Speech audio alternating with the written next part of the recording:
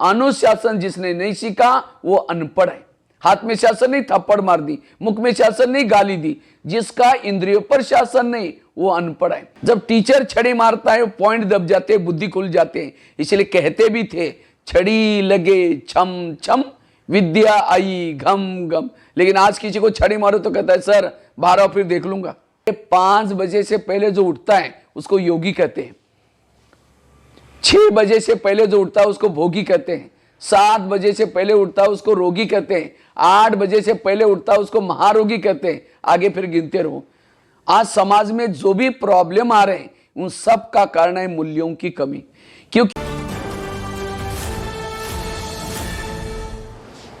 नमस्कार, news super Bharat के studio में आप सभी का स्वागत है। और आज न्यूज़ सुपर भारत के स्टूडियो में हमारे साथ हैं माउंट आबू से ब्रह्म कुमारी के DK भगवान भाई।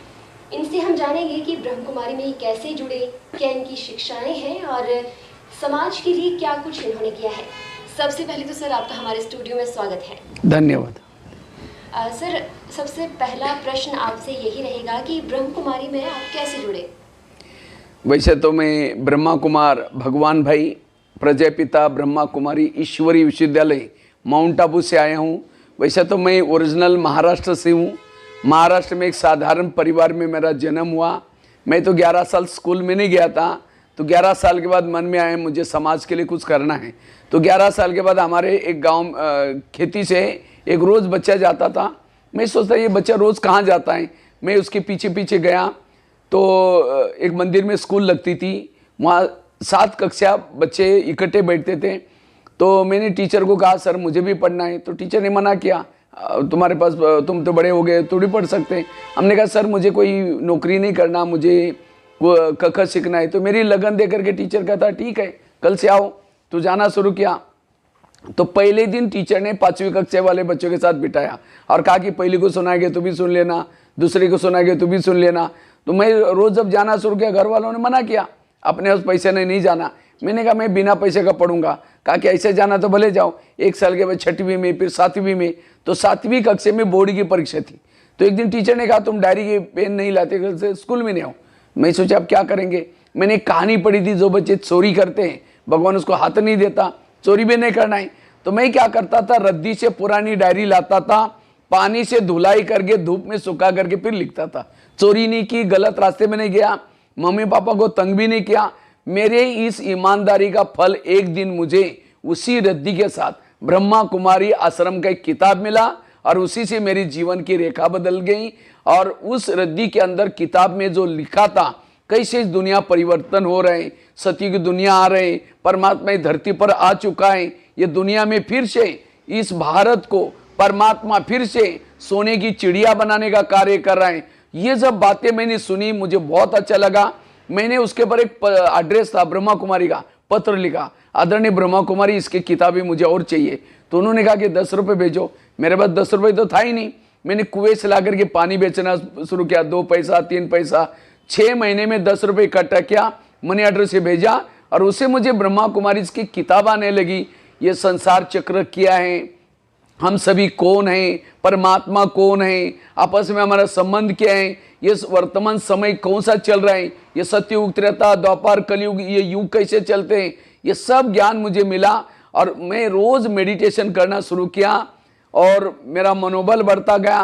कहाँ मैं 2 शब्द नहीं बोल सकता था। धीरे धीरे मैंने 10वीं में बोर्ड में पहला नंबर लिया। 10वीं के बाद ITI का कोर्स किया और उसके बाद मुझे लगा सचमुच परमात्मा इस धरती पर आया है, फिर से इस दुनिया को स्वर्ग बना रहे, मुझे इस ईश्वरीय कार्य में मददगार बनना है। और मैं तब माउंट आबू में आया।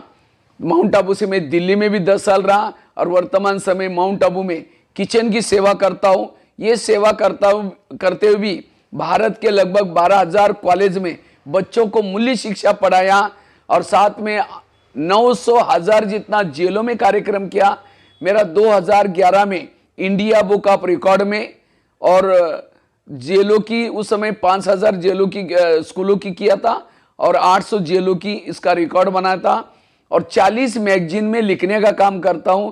और तब से इस ब्रह्मा कुमारी में समर्पित रूप से मैं ये कार्य कर रहा हूं। नैतिक शिक्षा के बारे में आप क्या कहेंगे जो वर्तमान में बेहद ज़रूरी हो चुकी है। आपने बहुत अच्छा प्रश्न पूछा, क्योंकि आज वर्तमान समय समाज को परिवर्तन करने के लिए आज समाज में जो भी प्रॉब्लम आ रहे हैं उन सब का कारण है मूल्यों की कमी। क्योंकि आज का युवा कल का भावी समाज है। आज हम इंजीनियर बनाने की पढ़ाई पढ़ाते हैं, डॉक्टर को तो बनाते हैं, लेकिन वही डॉक्टर किडनी चोरी कर रहे हैं, वही डॉक्टर भ्रूण हत्या कर रहे हैं। क्योंकि आज डॉक्टर बनने के पहले उसको इंसान बनाने की जरूरत है।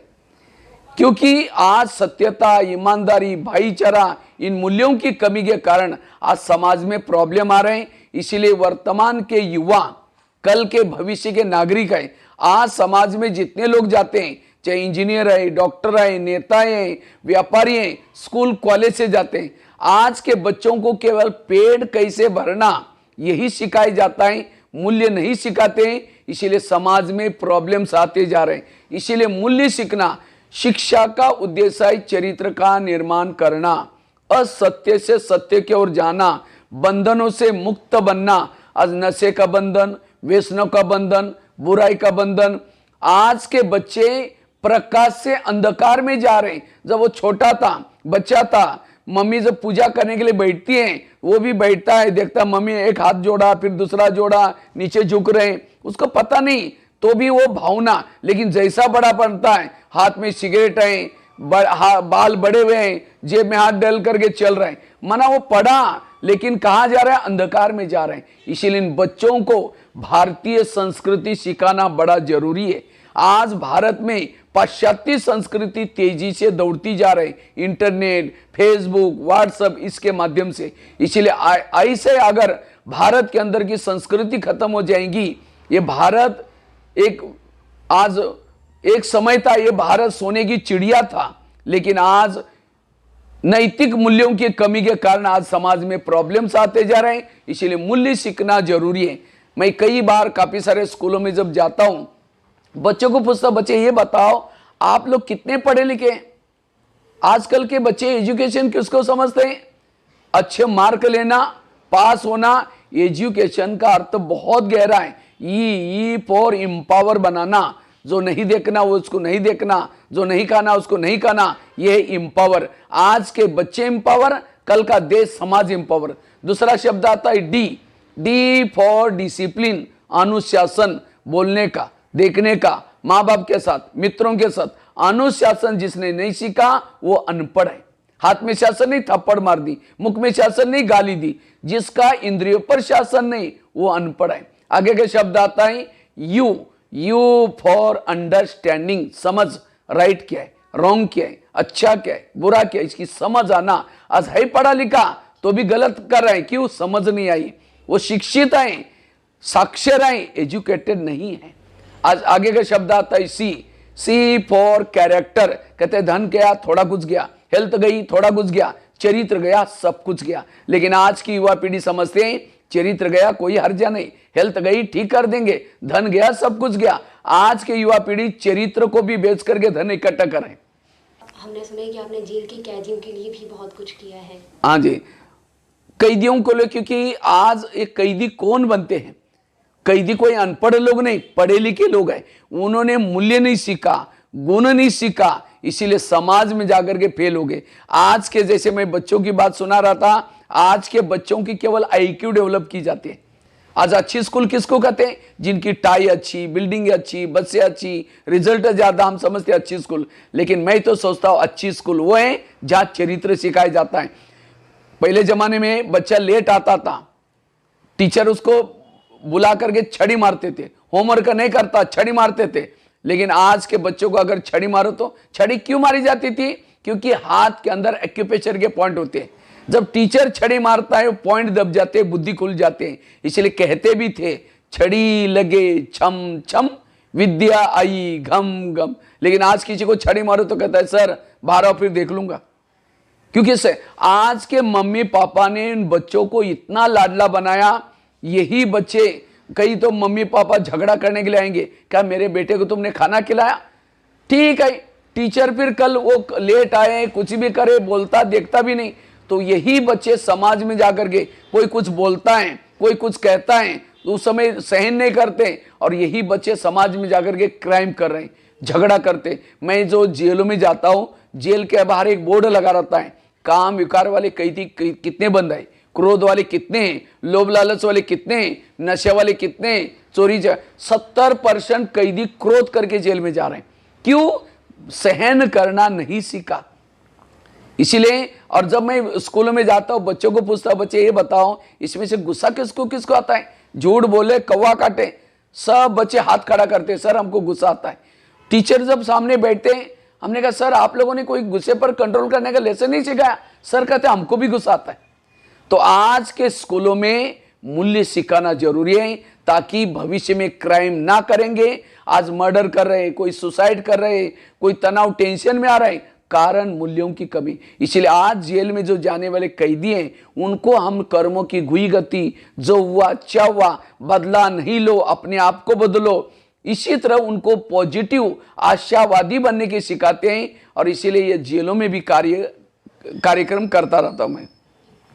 सर, आज की पीढ़ी, चाहे वह युवा पीढ़ी है या वृद्ध लोग हैं, तनाव हर किसी में देखने को मिलता है, तो तनाव को लेकर क्या कहेंगे? आपने बहुत अच्छा प्रश्न पूछा। आज छोटे बच्चों से लेकर के बड़ों तक सभी के अंदर तनाव है। तनाव का मूल कारण है मन में चलने वाले निगेटिव विचार। आज टीवी खोलो निगेटिव, अखबार खोलो निगेटिव, किसी के पास जाकर के बैठो निगेटिव। और जहां निगेटिव सोच है, निगेटिव सोच, निगेटिव विचारों की स्पीड, गति ज्यादा होती है। और जिसके दिमाग में निगेटिव विचार चलते हैं, ये क्यों हुआ, मेरे साथ क्यों हुआ, ऐसे कैसे हुआ। और जब व्यक्ति निगेटिव सोचता है, उसको रात को चैन की नींद नहीं आती। और नींद करने के लिए वो क्या करता है? नशा करता है, शराब पीता है, या जिसने नींद पिटाई उसको, उसके लिए नफरत आती है, घृणा आती है, एक दिन आता है वो उसका मर्डर भी कर लेता है। और ये तनाव का मूल कारण है निगेटिव विचार। निगेटिव वालों के जीवन में शांति नहीं होगी, सुख नहीं होगी। इसलिए कहते भी, जिसका पाँव गरम, पेट नरम, दिमाग ठंडा, उस घर में कोई डॉक्टर है उसको मार दो डंडा। पाँव को गरम रखो, पेट को नरम रखो, दिमाग को ठंडा रखो। लेकिन आजकल उल्टा होता है, पाँव रहते हैं ठंडे और दिमाग रहता है गरम। आज 70% लोगों को जो बीमारी हो रहे हैं मानसिक तनाव के कारण। आज किसी को पेट की बीमारी होती है, ईर्ष्या वाले विचार चलाने वालों को पेट की बीमारी होती है। इसलिए कहते हैं ना, तुम मेरे को देख करके तुम्हारे पेट में जलन होता है क्या? आज किसी को दूर का कम दिखता है, दूसरे की बुराई को आंखें फाड़ फाड़ के देखते हैं। आंखें फाड़ने से आंखों की पुतली फैल जाते हैं। आज किसी का ब्लड प्रेशर बढ़ गया, बीती हुई बातों को याद किया, ब्लड प्रेशर बढ़ गया। आज किसी को अस्थमा होता है, दमा, कोई भी बातों को पेट में दबा कर रखेंगे, क्या हुआ? कुछ नहीं हुआ। अरे बताओ क्या हुआ? नहीं कुछ नहीं हुआ। हुआ बहुत कुछ है, लेकिन दबा कर रखेंगे। आज किसी को शुगर होती है, शुगर कोई मीठा खाने से नहीं होती, टेंशन से शुगर होती है। क्या टेंशन होता है? मैं इसकी सास हूं, मैं इसका पति हूं, मैं इसकी माँ हूं, इसको मैंने पढ़ाया लिखाया, छोटे से बड़ा किया, जब इसकी शादी भी अपनी पत्नी का मानता है। ऐसे टेंशन से शुगर पैदा होती है। आज किसी को स्पॉन्डिलाइटिस होता है, रास्ते में जा रहे सब्जी लाने के लिए, क्या वो क्या करती है, वो क्या करता है, इधर उधर देखने वालों को स्पॉन्डिलाइटिस होता है। फिर डॉक्टर के पास जाएंगे, डॉक्टर को कहेंगे डॉक्टर जी मेरे गले में कुछ अकड़न हो रहे हैं, तो डॉक्टर चेक करता है, एक बड़ा सा पट्टा लगाता है। आज किसी को ब्रेन हेमरेज, सारी बीमारियों का जड़ है मानसिक तनाव। मैं अभी पंजाब में एक जगह पर गया था, एक जगह पर मुझे लगभग 500 मेंटल पेशेंट मिले, डिप्रेशन पेशेंट। आज किसी का बिजनेस ठप हो गया, आज किसी की नौकरी चली गई, आज किसी को किसी ने कुछ बोल दिया।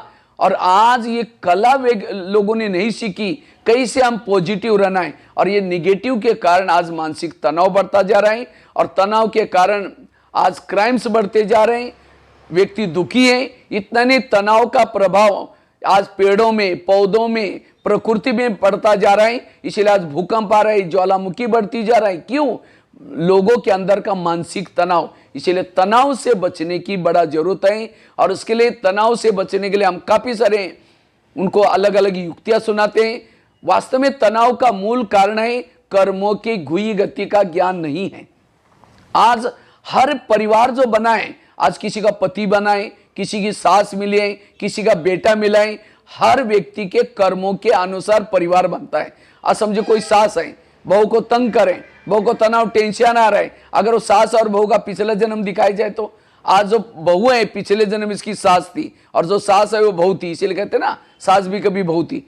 और इस ज्ञान की कमी के कारण आज उसको लगता है मेरे साथ अन्याय हो रहा है, ये मेरे साथ ऐसे क्यों करते हैं। इसलिए लोगों से नहीं डरो, भगवान से कभी ना डरो। अगर डरना है तो अपने गलत कर्मों से जरूर डरना। इस कर्म गति, जैसा व्यक्ति कर्म करता है वैसा ही उसको शरीर मिलता है, संबंधी मिलते हैं। इसलिए एक भजन है ना, किसके झोले में कांटे हैं तो किसके झोले में फूल। कोई कारण होगा रे, कोई कारण होगा, बांटने वाला कोई लूला, कोई लंगड़ा, कोई आंधा, कर्म। इसलिए आज कर्म गति को समझना जरूरी है। और आज कईयों को लगता है नहीं भाई जी इस दुनिया में अन्याय हो रहा है। अन्याय नहीं हो रहा है, इस दुनिया में जो कुछ हो रहा है न्याय पूर्वक हो रहा है। कई कहते हैं नहीं भाई जी हमारे घर के पास इतना भ्रष्ट व्यक्ति है, इतना गलत काम कर रहा है, भगवान उसका ही घर भर रहा है। जो घर भर रहा है पिछले अच्छे कर्मों का फल है, अब गलत काम कर रहा है उसका फल भी उसको मिलेगा। भगवान के घर में देर है लेकिन अंधेर नहीं है। इसलिए कर्म गति को समझ करके चलना। दूसरी बात है जो हुआ अच्छा हुआ, जो हो रहा अच्छा, जो होगा वो भी अच्छा। इस मंत्र को पक्का करने से आज हमें तनाव नहीं आएगा। रामायण का, महाभारत का, सारे शास्त्रों का, ग्रंथों का सारा ही जो हुआ अच्छा हुआ। बच्चे ने गिलास गिराया, इतना गुस्सा करेंगे, तेरे को अक्ल नहीं, तुम कमा के लाओ तो पता चलेगा। गिलास था 10 रुपए का, गुस्सा करेंगे, हार्ट में प्रॉब्लम आएगा, 10 लाख रुपए का ऑपरेशन करना पड़ेगा। इसलिए हर घटना के पीछे कल्याण है। रोज सवेरे तनाव से मुक्त बनने के लिए मेडिटेशन करना, वॉकिंग करना, और साथ में कुछ रोज ईश्वरीय महावाक्य सत्संग की बातें सुनना। लेकिन आज का व्यक्ति देरी से सोएगा, देरी से उठेगा, इंटरनेट का जमाना है, टीवी का जमाना है, व्हाट्सएप मैसेज देखते रहेंगे, चैटिंग करते रहेंगे। इसलिए कहते हैं सवेरे 5 बजे से पहले जो उठता है उसको योगी कहते हैं, 6 बजे से पहले जो उठता है उसको भोगी कहते हैं, 7 बजे से पहले उठता है उसको रोगी कहते हैं, 8 बजे से पहले उठता है उसको महारोगी कहते हैं। आगे फिर गिनते रहो। तो इसीलिए देरी से सोना, देरी से उठना, उठते अखबार पढ़ना, टीवी देखना, ये निगेटिव के कारण तनाव बढ़ता जा रहा है। इसलिए रोज सवेरे जैसे गाड़ी के अंदर पेट्रोल डाल दो, वही पेट्रोल का पाइप ड्राइवर के मुंह में डालो तो क्या हो जाएगा। गाड़ी का भोजन है पेट्रोल डीजल, ड्राइवर का भोजन है सब्जी दाल रोटी। शरीर गाड़ी है, इसका भोजन है सब्जी दाल रोटी। इसको चलाने वाली आत्मा, इसका भोजन है ये सत्संग की बातें, पॉजिटिव बातें। और जो ये 3 चीजें करता उसको तनाव नहीं आएगा। अगर जीवन में जो भी कुछ बातें आते हैं, निगेटिव बातों को पॉजिटिव में लाना। इसीलिए मानसिक तनाव से बचने के लिए आज के लोगों को आध्यात्मिकता की तरफ जाने की जरूरत है। और जो व्यक्ति आध्यात्मिकवादी है उसके सोच पॉजिटिव चलेंगे, और जहां सोच पॉजिटिव है प्रकृति अच्छी बनेगी, संबंध अच्छे बनेंगे। सर एक और आपसे प्रश्न था कि ब्रह्म कुमारी का लक्ष्य क्या है? आपने तो ये भी बहुत अच्छा क्वेश्चन पूछा। वास्तव में ब्रह्मा कुमारी संस्था क्या है? वैसे तो गीता में परमात्मा ने वचन दिया था, यदा यदा ही धर्मस्य ग्लानिर्भवति भारत। भारत तो क्या, इस विश्व में जब धर्म ग्लानि होगी तब मैं आऊंगा। और धर्म ग्लानि के लक्षण बताया, अनाज पुड़ी में बेचा जाएगा, गाय विष्ठा खाएगी, बच्ची अपने मुख से वर मांगेगी, ऐसे समय पर मैं आऊंगा। और लेकिन यह भी कहा हुआ गीता में, जब मैं आऊंगा मुझे मूढ़मती लोग पहचानेंगे। क्यों? मैं एक साधारण तन में आता हूं, एक बूढ़े तन में आता हूं। वास्तव में परमात्मा इस धरती पर आता है। तो ये ब्रह्मा कुमारी संस्था कोई ये नहीं, वास्तव में इस संसार में 3 लोग हैं, साकार दुनिया, आकारी दुनिया और निराकारी दुनिया। और इस दुनिया में 4 युग होते हैं, सतयुग, त्रेतायुग, द्वापरयुग और कलयुग। जैसे स्वस्तिका बना हुआ है, स्वस्तिका में 4 भाग होते हैं, समान होते हैं। एक भाग सतयुग का, दूसरा त्रेता का, तीसरा द्वापर का, चौथा कलयुग का। और इस संसार में टोटल 950 करोड़ आत्माएं हैं। आत्माएं ना मरती हैं, ना आत्मा नए बना सकते हैं। आत्मा अजर अमर अविनाशी है।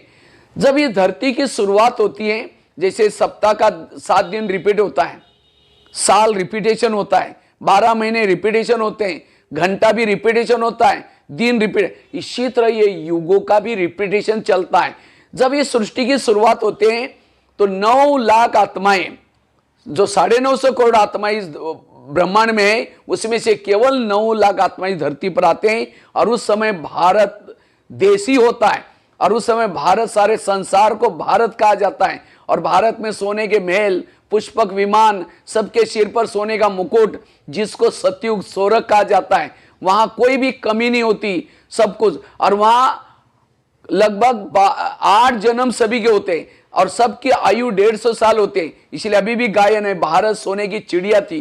कब थी? जब शुरुआत में सतयुग था। उसके बाद आत्माएं जब इस धरती पर आते हैं, आकर काल चक्र चलता रहता है। 1250 वर्ष पूरा होने के बाद फिर त्रेतायुग शुरू हो जाता है। एक बार आत्मा उस ब्रह्मांड से नीचे आई, पूरा 4 युग करके ही वापिस जाते हैं। फिर त्रेतायुग जब शुरू हो जाता है, पहले आई हुई 9 लाख प्लस और आत्माएं आते हैं, 33 करोड़ आत्माएं हो जाते हैं। इसीलिए 33 करोड़ लोगों का गायन भी है। 33 करोड़ देवी देवता कब थे? जब त्रेतायुग के अंतिम समय। ये दोनों युगों को स्वर्ग कहा जाता है। ये 25 वर्ष भारत में ही होता है। उसके बाद चालू हो जाता है द्वापर युग। जैसे द्वापर युग चालू हो गया, जो सतयुग और त्रेता में जो आई हुई आत्माएं देवी देवता थी, पूज्य थी, लेकिन वो विकारों के वश हो जाते हैं। काम, क्रोध, लोभ, मोह, अहंकार जब विकारों के वश हो जाते हैं, जैसे अंधेरा होता है तो क्या करते? दीपक जलाते। इसीलिए सृष्टि में अंधकार शुरू हो जाता है तो परमात्मा ऊपर से धर्मात्मा को भेजता है। और धर्मात्मा ने कोई गलत ज्ञान नहीं बताया। गॉड इज लाइट, उसको याद कर लो। अल्लाह नूर है, ओंकार निराकार। लेकिन लोगों ने, जिन्होंने ज्ञान सुना है, उनको भगवान मान लिया, आखिर धर्म बन गए। उसके बाद फिर शिवलिंग की पूजा करना शुरू किया, भक्ति करना शुरू किया। और द्वापर युग में लगभग 21 जन्म सभी लेते हैं। और ये आत्माएं 33 करोड़ प्लस और आत्माएं आती हैं। उसके बाद भक्ति करना शुरू किया। उसके बाद आता है कलयुग। और कलयुग में ये विकार इतना अति में चले जाते हैं। आज मानव अपने आप को भूल गए कि मैं कौन हूं, मैं कहां से आया हूं, मेरा पिता कौन है, सब कुछ भूल करके आज भक्ति तो कर रहे हैं। जैसे जितने मुंह उतने लोगों की बातें हो गई। आज परमात्मा कौन है, हम आपस में कौन है, इस धरती पर कब आए थे, सब कुछ भूल गए। आज लोगों के अंदर विकार इतना अति में जाते जा रहे हैं। आज 5-5, 6-6 साल वाली बच्ची के ऊपर रेप केस होता जा रहा है। जो काम राक्षसों ने नहीं किया वो मानव कर रहे हैं। और ऐसे समय पर इस धरती पर इतना पापाचार, भ्रष्टाचार इतना बढ़ता जाता है। आखिर भक्ति का फल परमात्मा देने के लिए इस धरती पर आता है। और आ करके ये एक साधारण ओम मंडली के नाम से ब्रह्मा कुमारी संस्था चालू हुई। ये ब्रह्मा कुमारी संस्था और कुछ नहीं, स्वयं निराकार परमात्मा इस धरती पर आकर के भक्ति का फल, कौन सा ज्ञान, हम कौन है, ये संसार चक्र क्या है, वर्तमान समय क्या चल रहा है, ये ज्ञान दे रहे हैं। और ये काम 1937 से लेकर के 2037 में चलता है। और इस भारतीय अपनी पुरानी जो संस्कृति थी, राज्यों का अभ्यास सिखाया जाता है। और ये ब्रह्मा कुमारी संस्था एक साधारण ओम मंडली के नाम से शुरू हो गए। आज 140 देशों में ये परमात्मा अपना कार्य कर रहे हैं। और ये भारत एक विश्व गुरु होगा, भारत एक सुपर पावर होगा। जो आपके चैनल वालों ने जो नाम रखा मुझे बड़ा पसंद आया। तो सचमुच ये जैसा नाम है भारत सुपर पावर, एक दिन आएगा ये भारत में फिर से देवी देवताओं का राज्य होगा। इसलिए परमात्मा ये ब्रह्मा कुमारी की विद्यालय के माध्यम से, ये ब्रह्मा कुमारी संस्था में हर धर्म के, हर प्रकार के लोग 140 देशों में ये कार्य कर रहे हैं। और अभी हम कहते हैं यूक्रेन लड़ रहे हैं,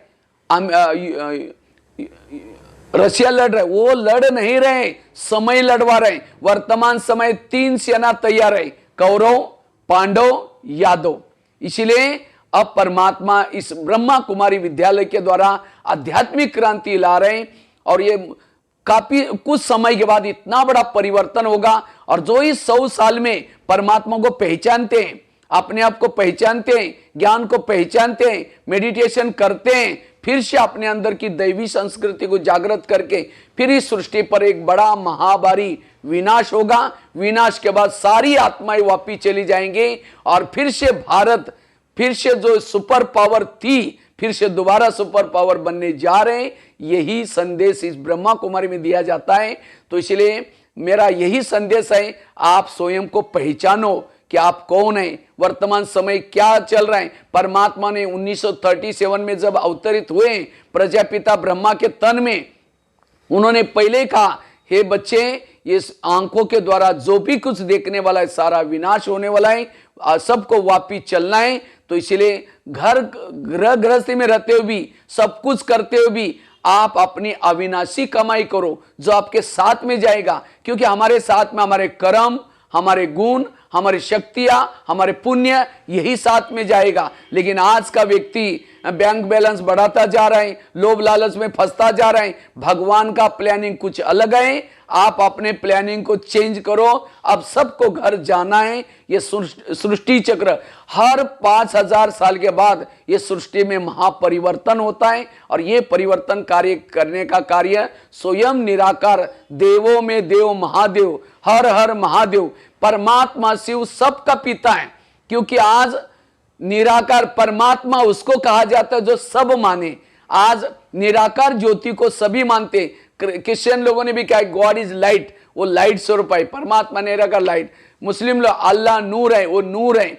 तो सभी हम आत्मा हैं, विश्व एक परिवार है, सभी आत्माएं भाई भाई हैं। इस भावना को जागृत करने से हमारे अंदर वो दैवी संस्कृति आएगी। यही संदेश ब्रह्मा कुमारी विद्यालय में दिया जा रहा है।